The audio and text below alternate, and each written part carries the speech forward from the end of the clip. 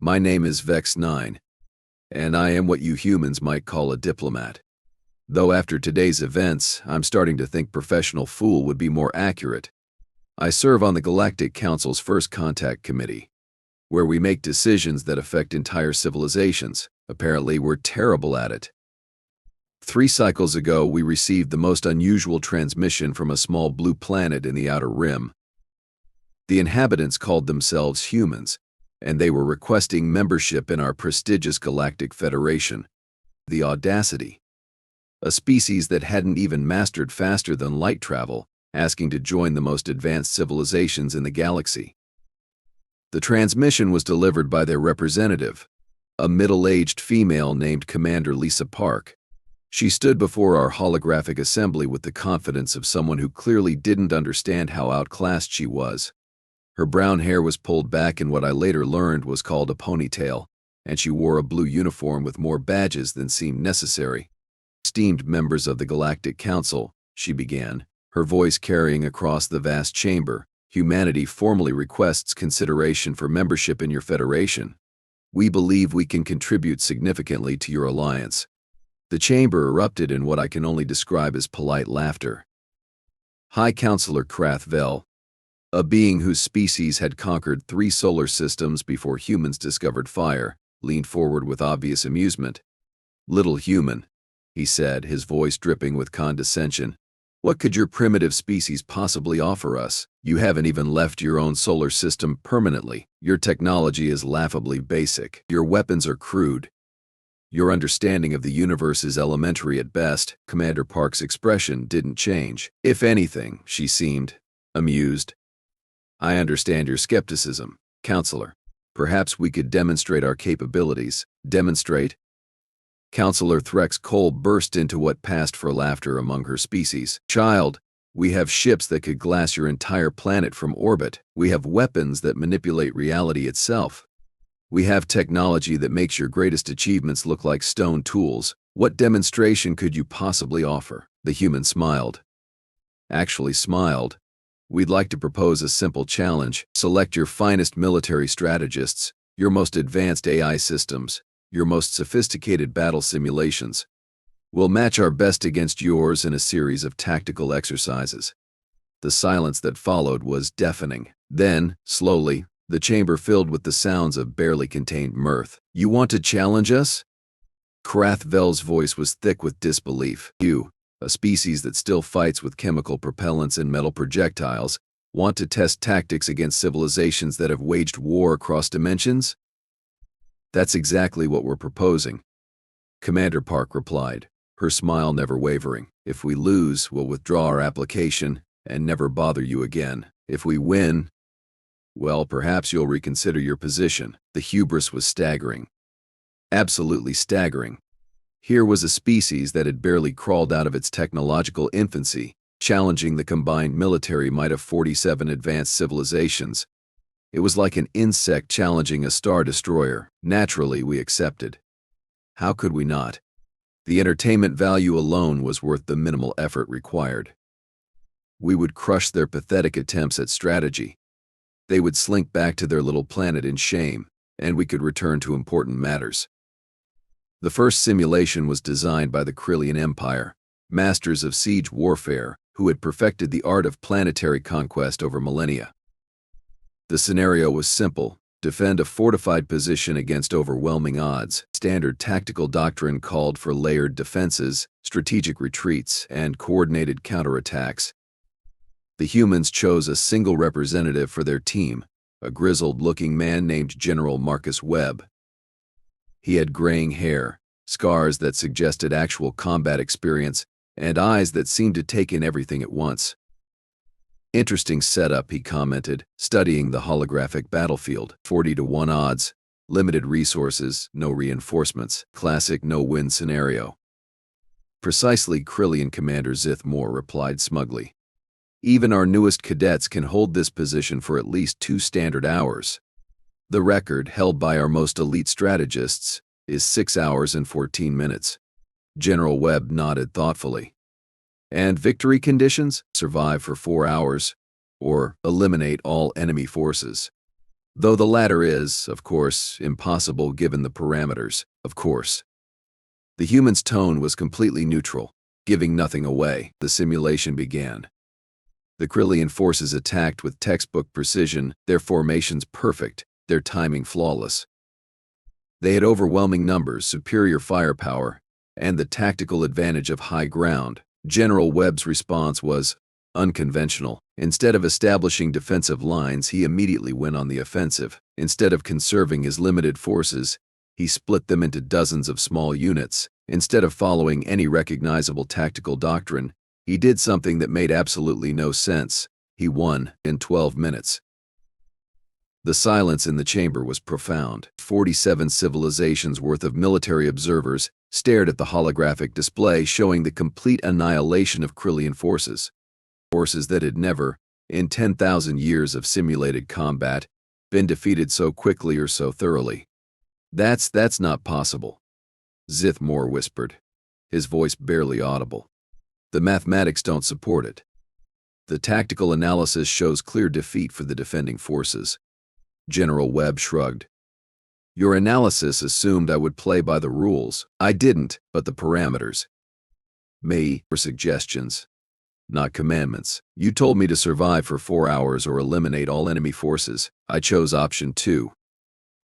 The next simulation was designed by the Ethereal Collective, beings of pure energy who had transcended physical form eons ago. Their specialty was three-dimensional warfare in zero-gravity environments.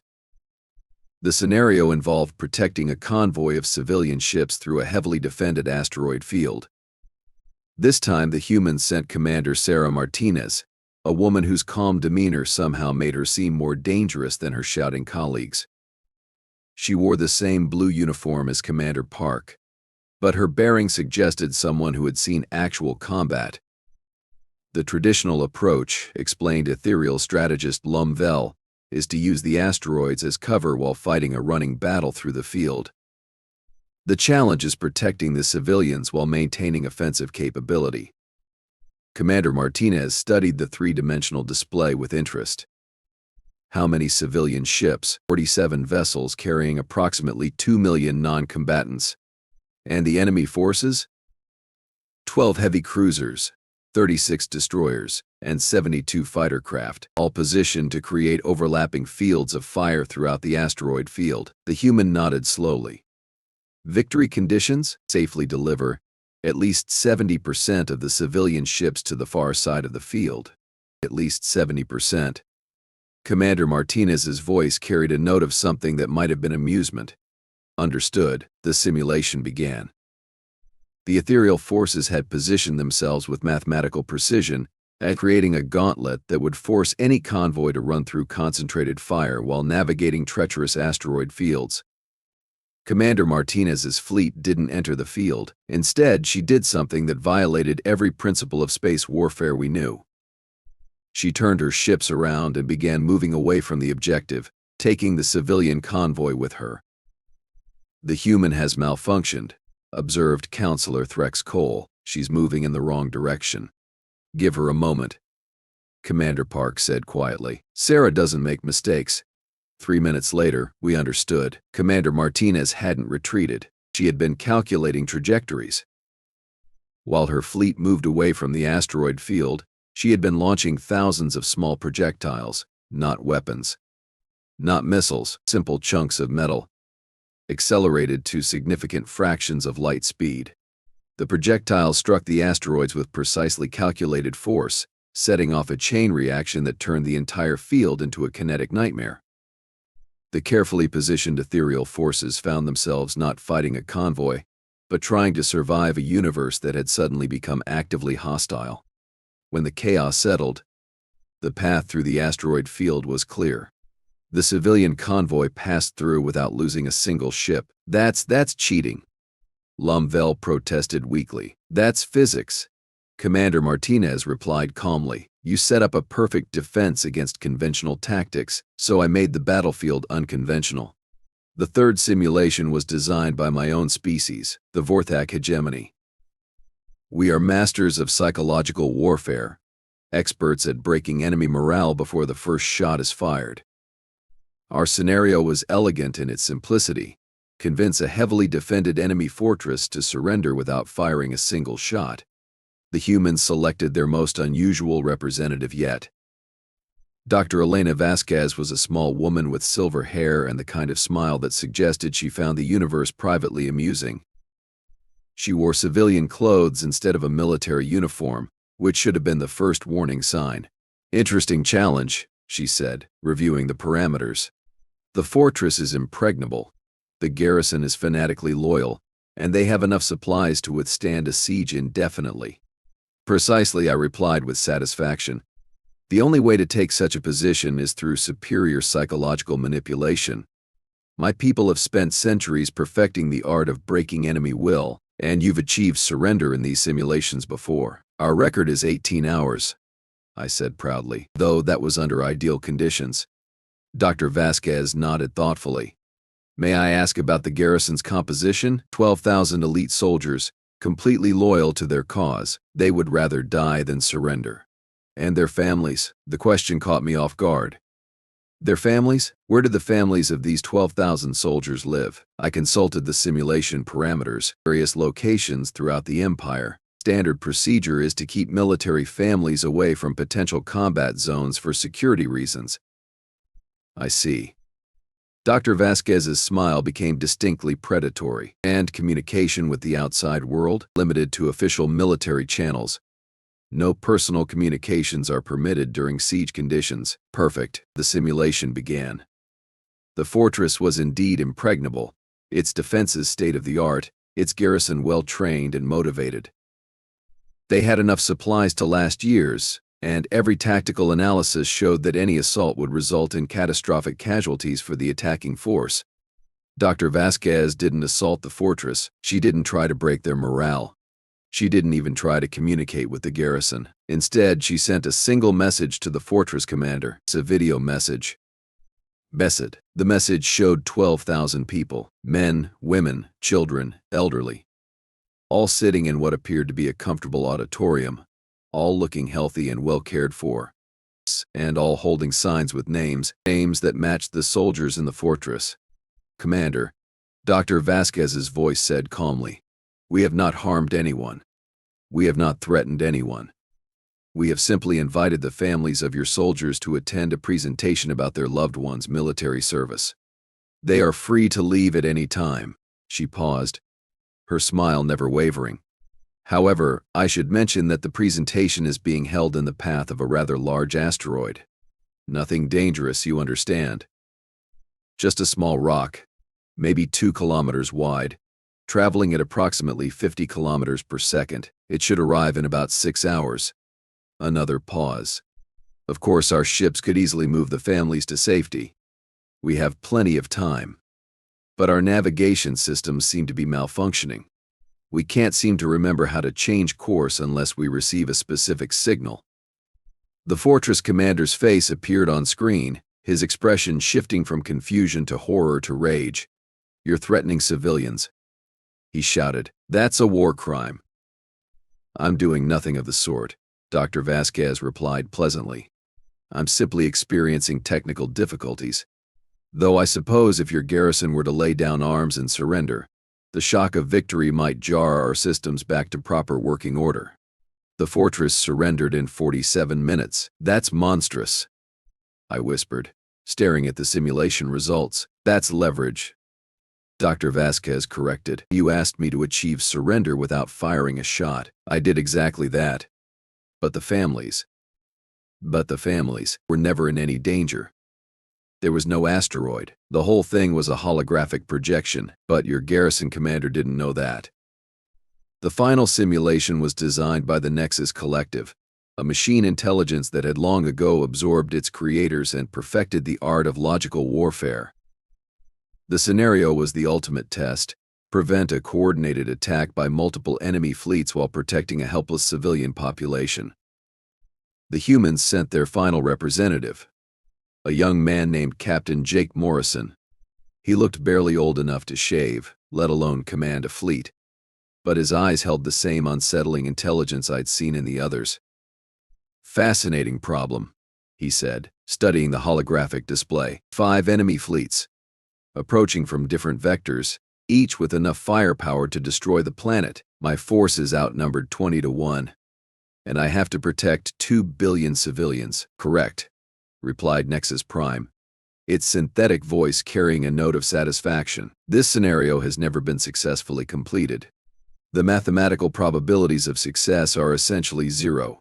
Mathematical probabilities, Captain Morrison repeated thoughtfully, and victory conditions? Ensure the survival of at least 90% of the civilian population. At least 90%. The young human's smile was sharp. Got it. The simulation began. 5 massive fleets began their coordinated assault on the planet, their approach carefully calculated to arrive simultaneously and overwhelm any defense. Captain Morrison's response was immediate and completely insane. He abandoned the planet. Had every ship under his command, every defensive platform, every weapon system. He loaded the entire civilian population into transport vessels and began running away from the planet as fast as possible. The human has suffered a complete breakdown, Nexus Prime observed. He is abandoning his objectives. Jake doesn't abandon anything, Commander Park said quietly. He's planning something. The enemy fleets arrived at the planet to find it completely empty.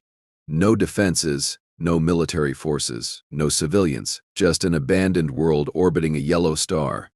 That's when Captain Morrison revealed his true strategy. While evacuating the planet, he had been seeding its atmosphere with specific gases that were completely harmless to organic life but highly reactive to the fusion drives used by the attacking fleets.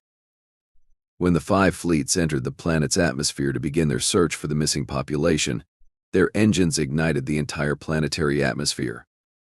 The explosion was visible from 12 light-years away.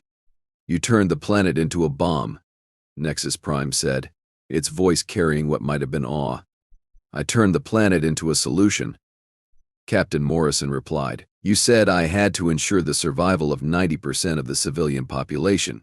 I saved 100%, but you destroyed the planet. You didn't say I had to save the planet. You said I had to save the people. The silence that followed was absolute. 47 civilizations stared at the tactical displays showing the complete annihilation of 5 enemy fleets and the survival of every single civilian. We had lost. Not just lost, but been utterly humiliated by a species we had dismissed as primitive. Every tactical doctrine we had developed over millennia had been turned against us.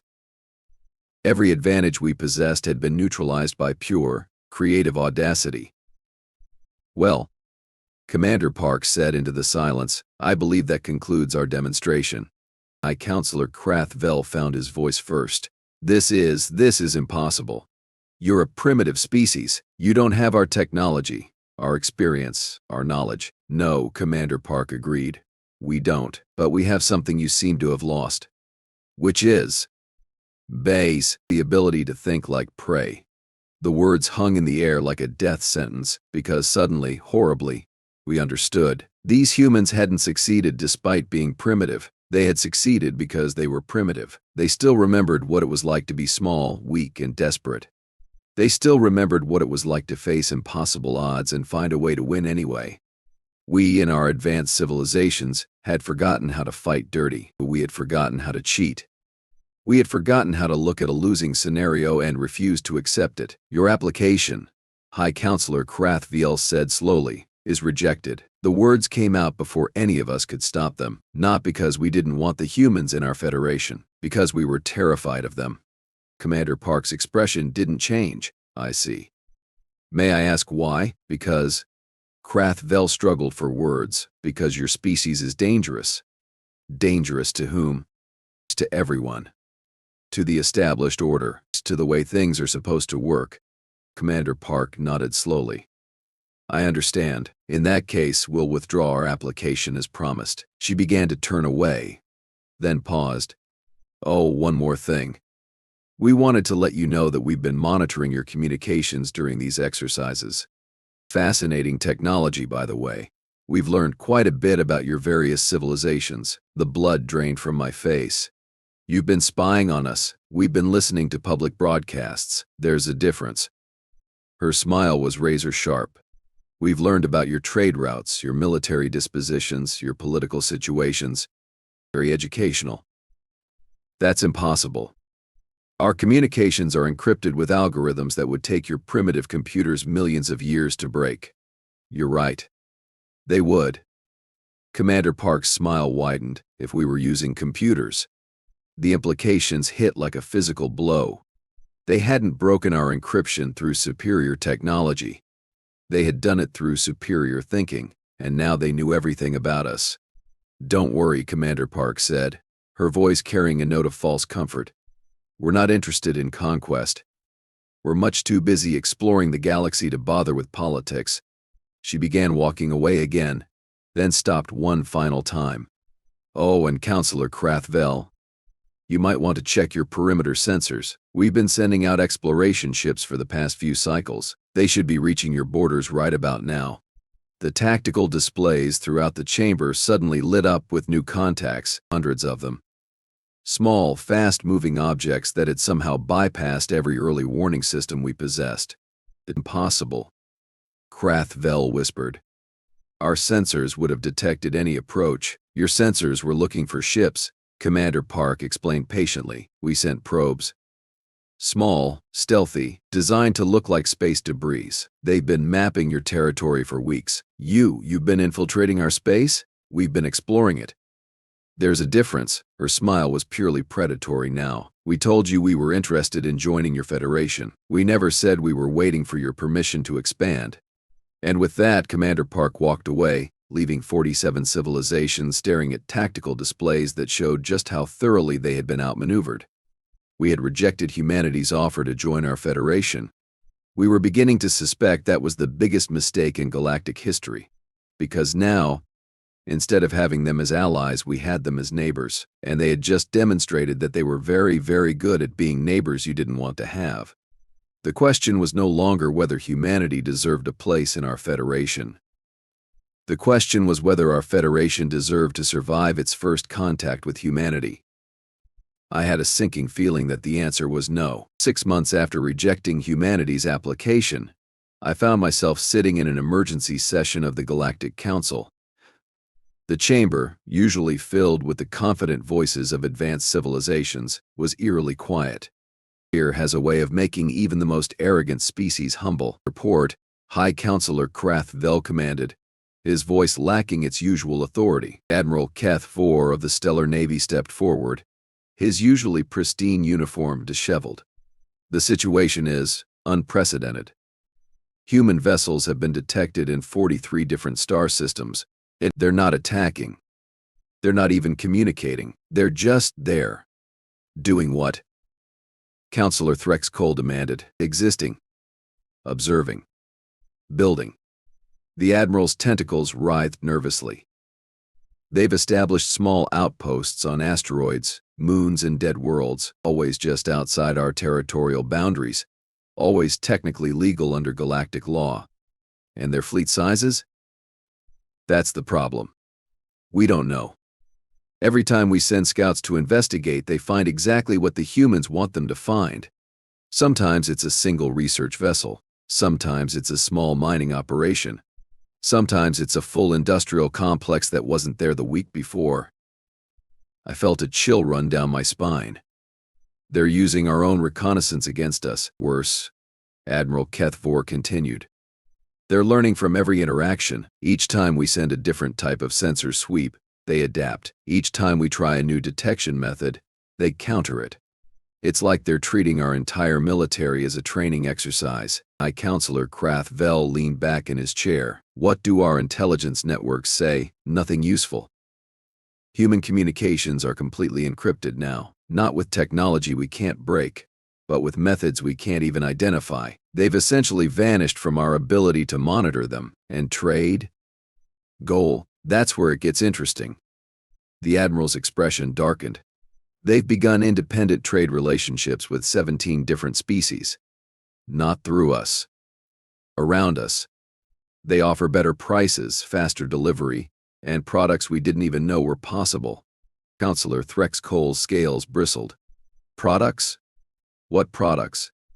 They're a primitive species, medical technology that can regrow limbs in hours, computing systems that make our best AI look like counting stones, weapons that, the Admiral paused, swallowing hard, weapons that make our most advanced armaments look like children's toys. That's impossible, I protested. 6 months ago, they were firing chemical propellants. 6 months ago, they were showing us what they wanted us to see. The Admiral's voice was grim. We've intercepted some of their trade communications. They're offering technology that's centuries ahead of anything we possess. But how? Because we made the same mistake every advanced civilization makes. We assumed technological progression follows a linear path. We assumed that superior technology always looks superior. The humans never stopped innovating. They just learned to hide it. The chamber fell silent. The implications were staggering. We had rejected a species that was not only our equals, but potentially our superiors. There's more. Admiral Kethvor continued. 3 systems have formally requested human protection instead of ours. 2 minor species have switched their allegiance entirely. And yesterday, the Borderland Consortium asked humanity to mediate a territorial dispute. They asked humans to mediate? High Counselor Krathvel's voice was barely a whisper. The humans resolved the dispute in 4 hours, a dispute that we've been trying to settle for 30 years. How? They ignored the territorial claims entirely and proposed a resource-sharing agreement that benefits both parties more than exclusive ownership ever could. The Borderland Consortium called it elegant and obvious. I wanted to laugh. Or cry. Or both. They're not just expanding their territory, they're expanding their influence. Worse. They're offering an alternative to our entire system of government. The Admiral's voice carried a note of grudging admiration. They're not conquering anyone. They're not demanding tribute. They're not imposing their will. They're simply demonstrating that there are better ways to solve problems, and people are listening. People are flocking to them.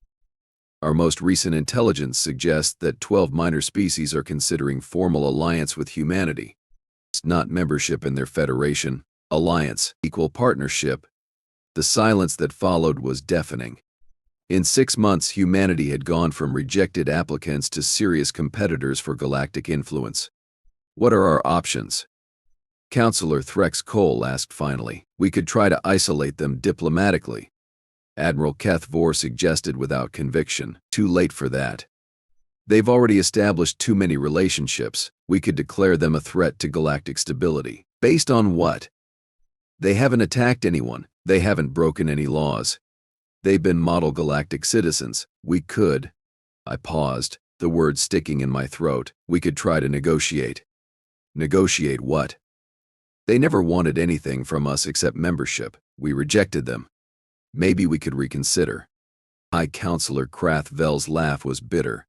You think they'd want to join us now? After we humiliated them? After we made it clear that we consider them inferior? It's worth trying. Is it? What do we have to offer them that they don't already have? They've got trade relationships, military alliances, technological superiority, and growing political influence.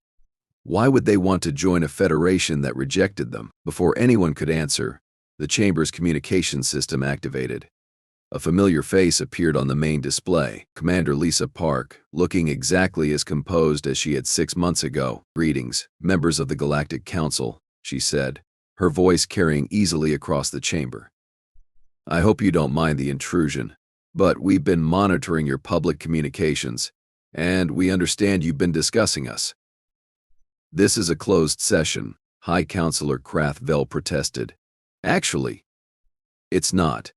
According to galactic law, any session discussing the actions of a non-member species must be conducted in public forum unless classified as a military briefing. Since you haven't declared war on us, this session is legally public. She was right. Of course she was right. The humans had studied our laws more thoroughly than we had. What do you want?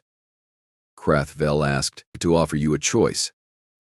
Commander Park's expression was pleasant but serious. We understand that our expansion has caused some concern among the member species of your Federation. We're prepared to address those concerns. How? by offering you the same thing we offered 6 months ago. Partnership. You want to join the Federation? No. Her smile was sharp.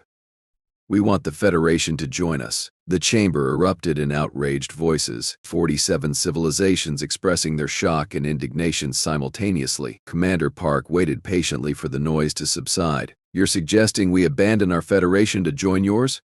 Counselor Threx Cole's voice was shrill with disbelief. I'm suggesting you consider the benefits of a more effective system of governance. Commander Park's tone remained diplomatic. Your Federation has existed for over 1,000 years. In that time, you've prevented exactly 3 wars, resolved approximately 12% of territorial disputes, and maintained a trade system that benefits primarily the larger member species. That's not. In 6 months, humanity has prevented 7 potential conflicts, resolved 23 territorial disputes, and established trade relationships that have increased prosperity for everyone involved.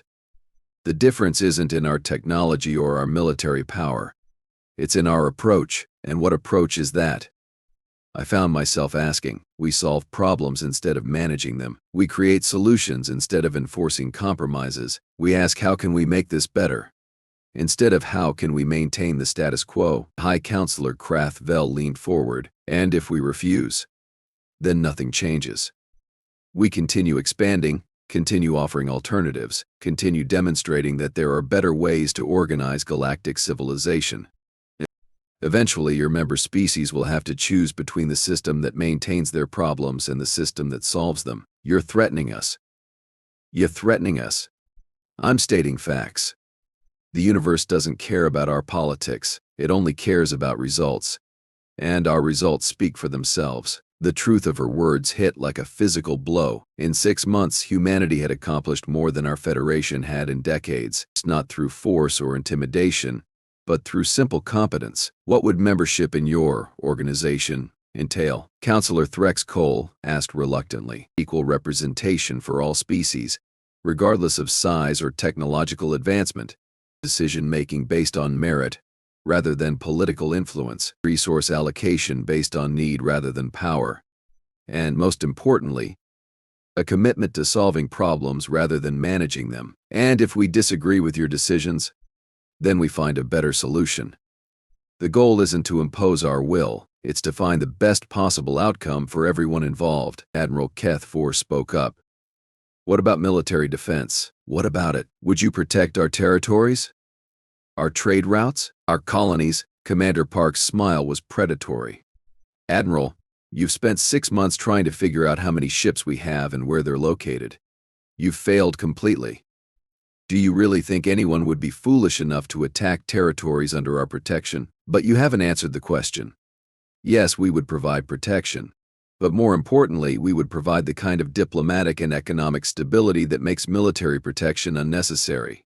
Wars happen when people can't find better solutions to their problems. We're very good at finding better solutions. And if we refuse your offer, then you continue as you are.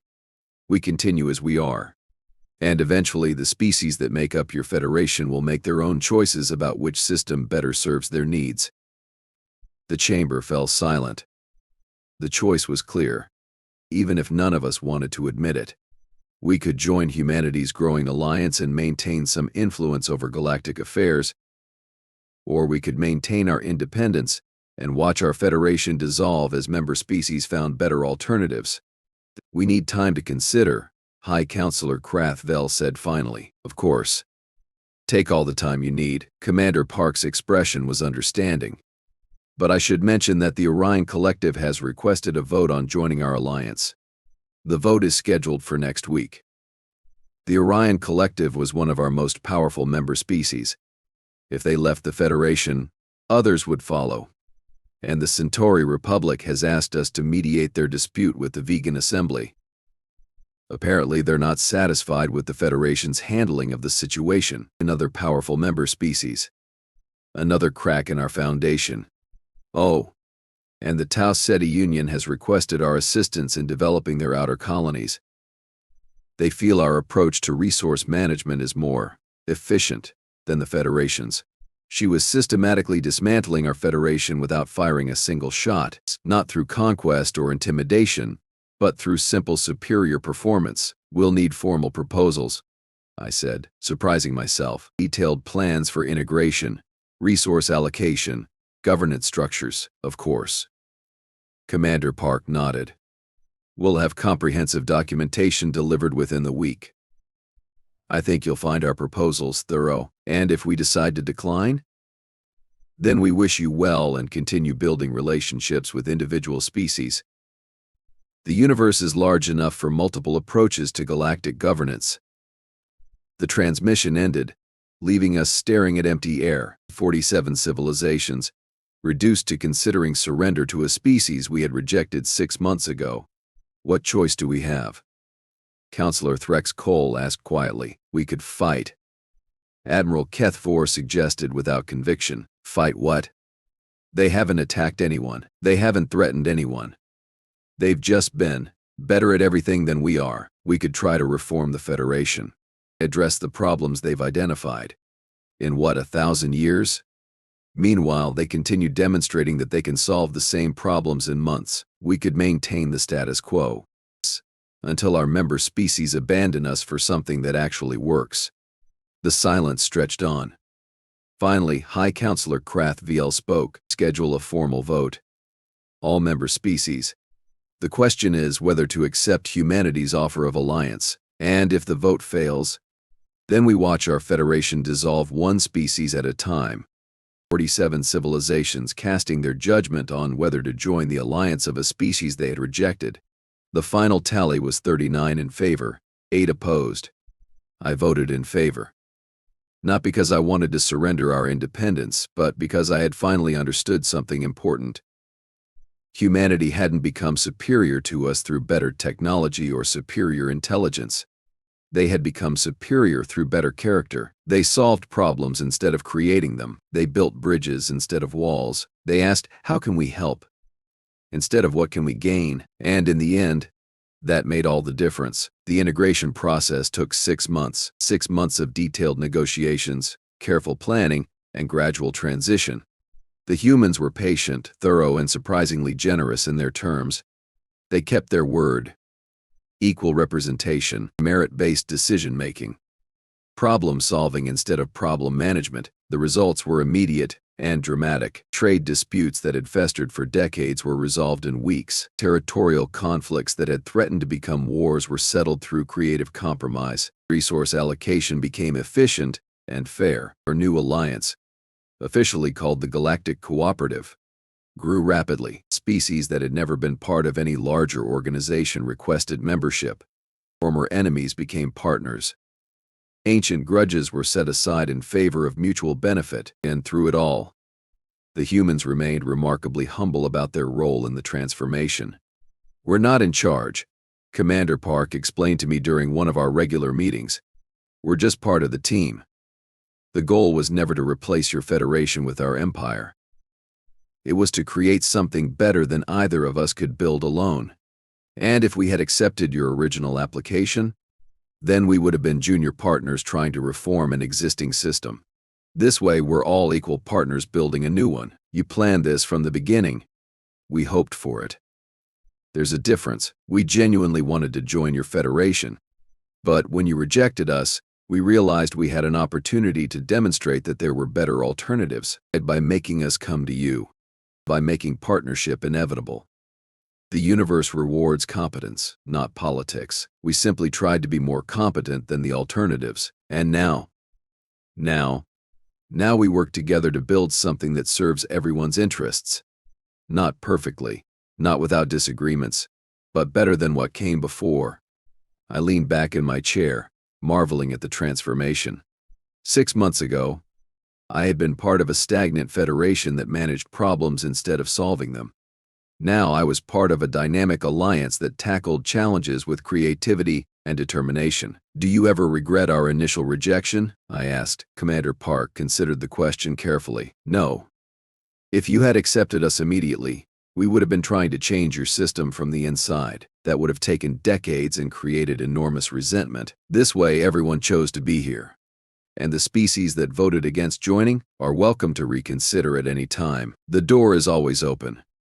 Even after they rejected you, especially then. We understand what it feels like to be rejected. We wouldn't wish that on anyone. The irony was perfect. Humanity had been rejected by our Federation, only to create something so much better that we begged to join them. And when we did, they welcomed us with the same generosity they had shown from the beginning. They had turned our rejection into their greatest victory, not through conquest or revenge, but through simple excellence. And in doing so, they had taught 47 advanced civilizations a lesson in humility that we would never forget. The universe, it turned out, belonged to those who solved problems, not those who merely managed them. Humanity had known this all along. Now, finally, so did we.